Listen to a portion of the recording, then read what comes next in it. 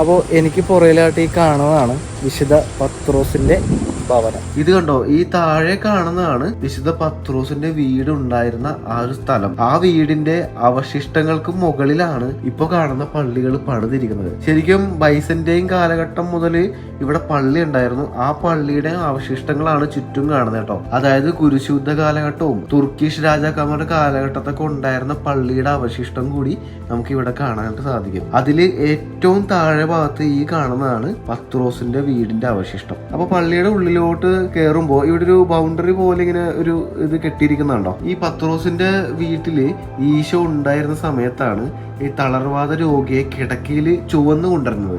അപ്പോൾ ഒരുപാട് ആൾക്കാരുള്ളത് കൊണ്ട് വീടിന്റെ പ്രധാന വാതിലിൽ കൂടി അകത്ത് കയറാണ്ട് സാധിക്കാതിരുന്നപ്പോൾ വീടിന്റെ മേൽക്കൂര പൊളിച്ച് ആ കട്ടിലോട് കൂടി തളർവാദ രോഗിയെ താഴേക്ക് ഇറക്കിയെന്നാണ് ബൈബിളിൽ നമ്മൾ കാണുന്നത്. അതിനെ സൂചിപ്പിക്കുന്നതാണ് ഈ കെട്ടിയിരിക്കുന്ന ബൗണ്ടറി.